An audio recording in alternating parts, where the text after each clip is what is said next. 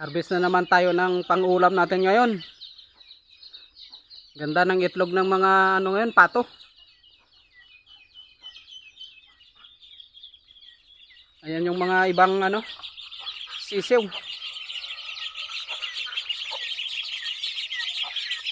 Pinapakain sa feeds.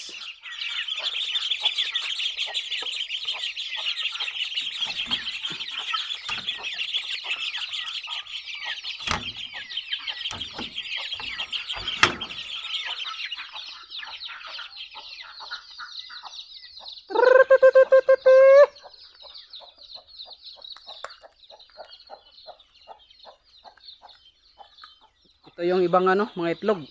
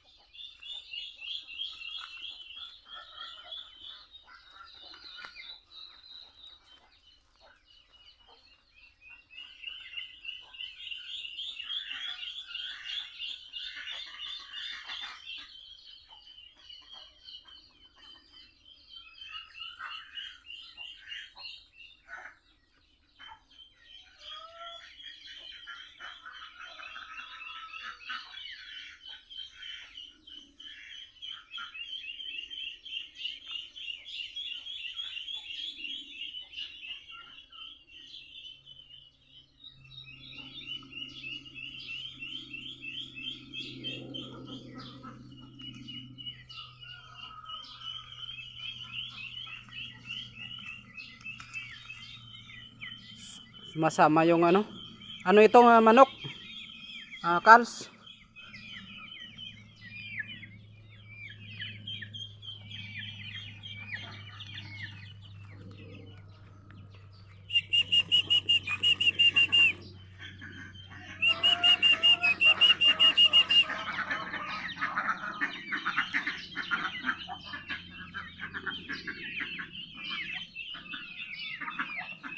Yung ibang ano, pato o itik dyan sa kabila, may ano yan, kasi may ano doon, may butas,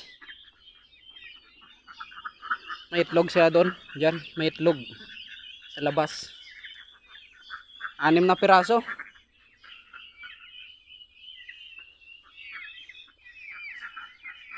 Yan, nangingitlog pa isa.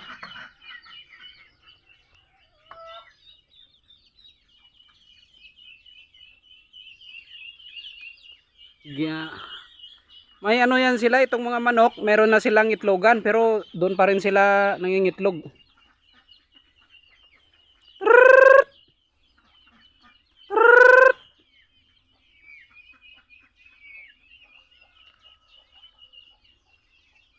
Yung nahanap ko na ano doon, itlog, ginagawa namin ano, ipasiso namin, ipadami namin yung ano, yung itik. Ito yung laman ito, ano to 35. Papakawalan din namin ito pag may ano na, malaki na.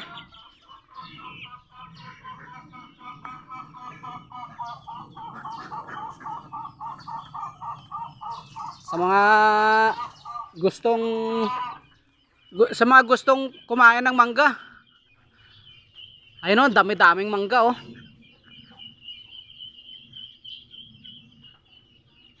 Ano yan, bunga ng mangga yan lahat. Nahuhulog lang. Sayang.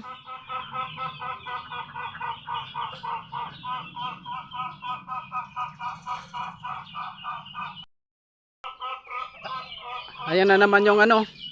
Ayan na naman yung isang manok. Naghahanap na naman ng ano yan. Itlogan. Oh.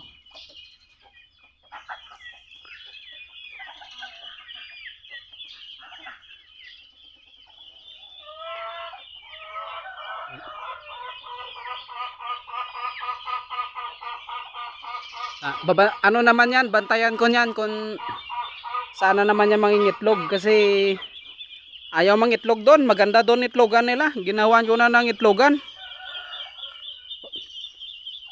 Ano nga yan? Maganda yung ginawa ko, may aircon. Yung isa ito. Yan. 2 piraso pa lang itlog niya.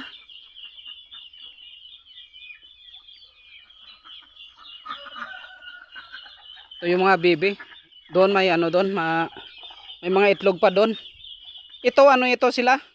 45 na piraso, yung iba sa labas. Medyo malalim yung ano diyan. Hala. May naano na manok. Ayun oh, sayang oh. Oh. Sayang, pangkatay sana yan. Oh. Sayang. Malaki sana. Hindi siguro nakita ka ano, kapatid ko. Ang ulam sana yan. Ano siguro ngayon kasi ulan init. Ayun oh, itlog. Kung saan na lang naka ano yung itlog. Itlog ito ng ano. Bibi at saka itik kahalo.